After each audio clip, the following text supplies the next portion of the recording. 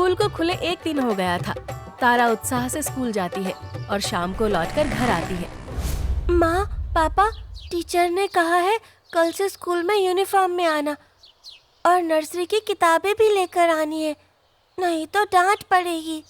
पैसे कहाँ से आएंगे? मुझे तो लगा था प्राथमिक स्कूल में फीस नहीं लगेगी, पर ये खर्च। नंदलाल रात में चुपके से घर के मंदिर में रखा चांदी का पुराना सिक्का उठाता है। तभी उसे सीमा देख लेती है। ये क्या कर रहे हो? मंदिर का सिक्का क्यों उठा लिया? इसे बेचकर तारा के लिए ड्रेस और किताबें लाऊंगा। मैं उसकी पढ़ाई में कोई बाधा नहीं आने दूंगा। मैंने कहा था ना, प्राथमिक स्कूल में भी खर्च होता है। तो क्या हम अपनी आर्थिक तंगी में उसकी पढ़ाई छुड़वा दें? हाँ? नहीं, अगर हम दोनों मिलकर काम करेंगे तो हम अपनी बेटी को पढ़ा सकते हैं। तो मुझे बस काम करने की इजाजत दे दो। ठीक है, दोनों मिलजुल के काम करते हैं और घर की आर्थिक स्थिति सुधारेंगे। अगले दिन सीमा गांव के बड़े साहूकार कुंदन लाल के घर काम ढूंढने जाती है। उसे वहां साफ सफाई का काम मिल जाता है। मुझे साहूकार कुंदन लाल के यहाँ काम मिल गया है।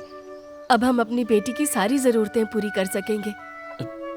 मुझे माफ कर देना, मेरे होते हुए तुम्हें काम पर जाना पड़ रहा है। ये आप कैसी बातें कर रहे हैं? मैंने दुख और सुख दोनों में साथ देने की कसम खाई है। सीमा काम शुरू करती है। साहूकार कुंदन लाल की नीयत ठीक नहीं थी।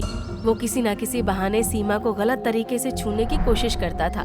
सीमा मजबूरी में चुप रहती है। अरे सीमा, जरा चाय तो लेती आ।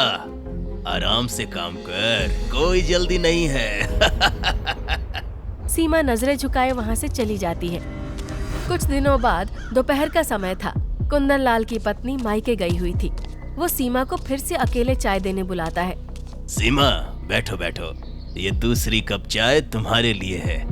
तुम्हें कुछ बहुत जरूरी बात कहनी है। सीमा डरते हुए सोफे पर बैठ जाती है। देखो, तुम मिट्टी में पड़ा वो हीरा हो जिसकी पहचान एक असली जौहरी ही कर सकता है, और वो जौहरी मैं हूँ। मैं तुम्हें बहुत पैसे दूंगा। अब बस मेरी एक ख्वाहिश पूरी कर दो। तुम्हारी बेटी को कलेक्टर बनाना है ना? पैसों की चिंता मत करो। आप क्या कहना चाहते हैं? साफ साफ कहिए, मैं वैसी औरत नहीं हूँ। अरे, 2 कौड़ी की औरत मुझे मना करेगी हैं? मेरा हाथ छोड़िए, नहीं तो मैं शोर मचा दूंगी।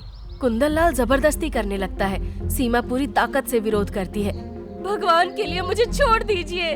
तभी सीमा की नजर खिड़की से बाहर जाती है। वो देखती है कि मालकिन घर में वापस आ रही थी।